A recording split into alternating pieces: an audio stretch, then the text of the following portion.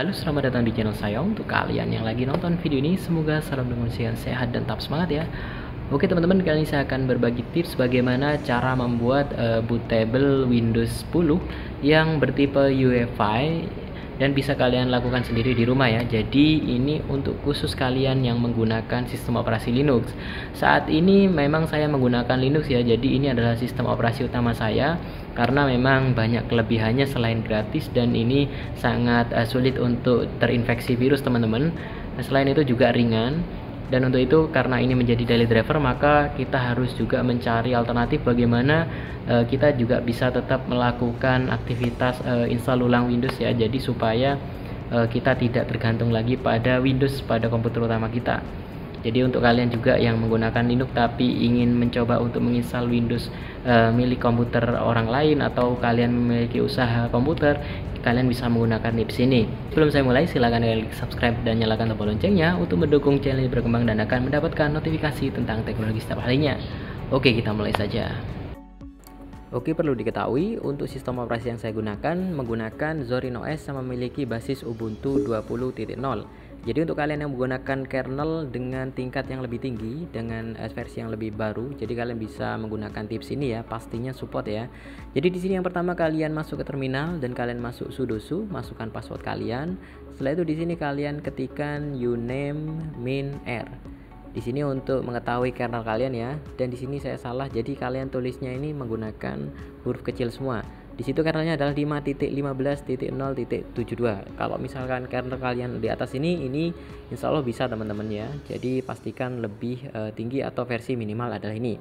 Setelah itu pastikan kalian sudah menyiapkan ISO instalasi Windows-nya di folder yang kalian miliki atau di drive yang kalian miliki, atau kalian kalau belum punya silahkan download dulu ya, karena ini akan kita gunakan menjadi file masternya. Setelah itu di sini kalian silakan cek untuk aplikasi yang kita butuhkan. Di sini aplikasinya yaitu Gpart. Jadi di sini saya akan search apakah support atau tidak sistem operasinya menggunakan perintah apt search Gpart. Setelah itu kita lakukan install. Jadi kita install dulu ya. Jadi untuk kalian yang ingin install mode GUI silakan. Di sini saya menggunakan terminal, yaitu menggunakan apt install Gpart. Lalu kita tunggu saja prosesnya sampai selesai karena ini filenya kecil, jadi prosesnya sangat cepat teman-teman. Setelah itu kita lanjutkan. Di sini kita akan cek apakah flash disk kita sudah connect atau belum. Kalau misalkan sudah masuk, silakan kalian pastikan apakah filenya ini sudah diselamatkan atau belum teman-teman. Kalau belum, silakan di backup dulu karena ini akan menghapus seluruh data yang ada di flash disk kita yang akan kita gunakan bootable media. Setelah itu kalian masuk ke Gpart dan kalian masukkan password Linux kalian. Dan di sini silakan kalian cari partisi miliknya flash disk kalian ya. Jadi ada di atas ini, kita bisa melihat dari keterangan kapasitasnya. Dan di sini adalah masih filenya ada teman-teman. Jadi kita harus pastikan filenya bersih dulu dengan cara melakukan partition tabel. Jadi di sini karena ini masih mount, jadi kita harus melakukan unmount dulu supaya tidak terbaca datanya dan tidak terbaca drive-nya di drive Linux kita. Setelah itu kita lakukan device, lalu partition tabel. Lalu karena kita menggunakan tipe UEFI, kita pilih di sini adalah GPT teman-teman. Jadi perlu kalian tahu GPT dan MBR ini adalah teknologi yang digunakan untuk bootable ya. Jadi untuk MBR biasanya pada sistem komputer yang lama. Lalu di sini ada keluar unlocated teman-teman, kita klik kanan lalu new saja. Di sini pertama kita buat satu partisi yang namanya boot dengan kapasitas 1 GB atau 1024 MB. Oke, kalian ketik seperti ini, lalu yang lainnya tidak usah dirubah. Di sini partitionnya untuk file sistemnya kalian ganti FAT32 teman-teman ya. Jadi di sini kalian ganti dengan FAT32. Setelah itu untuk labelnya supaya mudah dibaca, kalian masukkan atau ketikan boot ya, di situ besar semua teman-teman. Lalu kita apply. Setelah itu yang kedua kita akan masukkan file utama pada komponen penginstal Windows-nya. Di sini kapasitasnya tetap ya, jadi kita gunakan sisanya. Lalu di sini untuk file sistemnya kita gunakan NTFS dan labelnya adalah install teman-teman. Jadi kita total adalah membuat dua partisi yang akan kita kopikan file Windows yang akan digunakan. Kalau misalkan sudah semua, kita coba cek, lalu kita langsung centang saja teman-teman, dan kita tunggu prosesnya selesai. Oke, supaya cepat saya skip ya, dan saya cek di sini partisi boot dan installnya sudah selesai teman-teman. Dan kita perlu melakukan exit gpart untuk bisa membaca filenya ya. Jadi yang pertama di sini kita harus lakukan mount. Jadi kalian lakukan mount dengan cara klik kanan, lalu kalian pilih ISO mount. Di sini karena ketika kita klik kanan masih belum keluar, jadi kita harus setting dulu open with other application, lalu kalian pilih this image mounter ya. Di sini masih belum keluar teman-teman karena aplikasi gpart ini masih belum kita exit. Oke, kita exit dulu ya. Oke, di sini kita coba exit dan di sini keluar partisinya teman-teman. Karena tadi kita lakukan mount berkali-kali maka muncul banyak ini ya. Jadi silakan kalian eject saja yang tidak perlu. Jadi kita cuma memerlukan satu ISO yang kita lakukan mounting ke disk mounter ya. Karena kita ingin mengambil datanya teman-teman. Setelah itu kita akan melakukan pengkopian teman-teman, di mana file Windows ini kita akan ambil dan kita akan kopikan ke flash disk kita ya.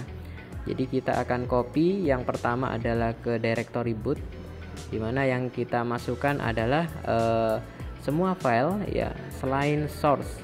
Jadi kita lakukan blok semua file selain source teman-teman. Lalu kita lakukan copy dan kita paste ke boot. Ya, sambil kita tunggu untuk proses pastanya, kita lakukan klik kanan lalu pilih new folder teman-teman.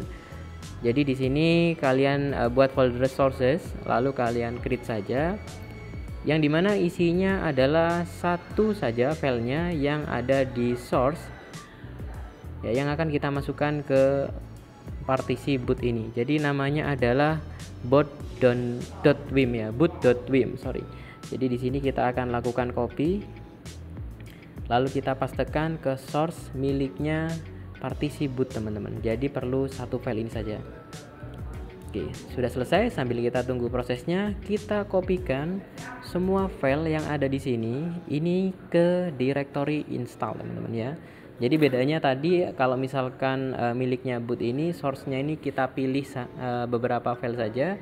Kalau misalkan install ini semua folder dan file ini kita masukkan teman-teman. Memang di sini yang kita butuhkan kenapa kok besar, karena semua data yang akan diperlukan untuk instalasi ini ada pada directory installin teman-teman.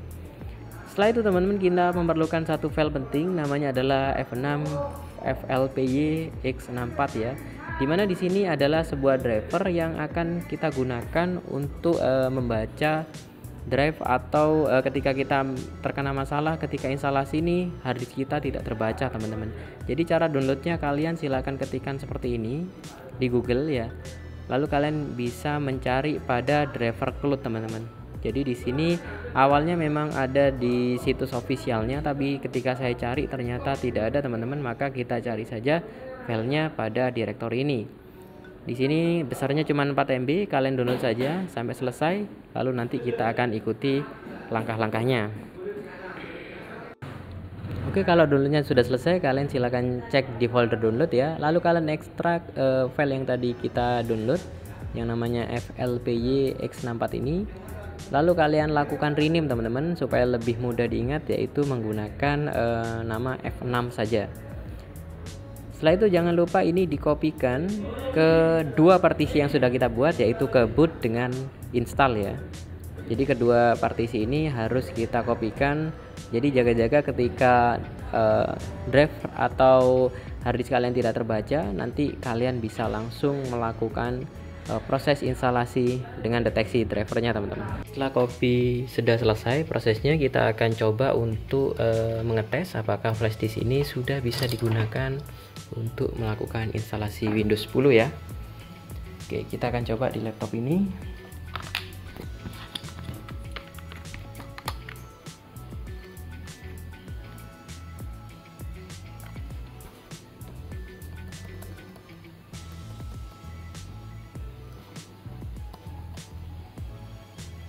Oke, terdeteksi di sini ada USB Wi-Fi. Jadi UEFI-nya sudah terdeteksi teman-teman, kita coba masuk.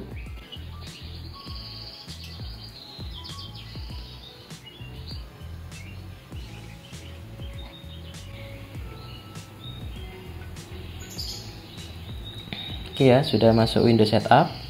Kita akan coba mengecek sampai di bagian partisi ya.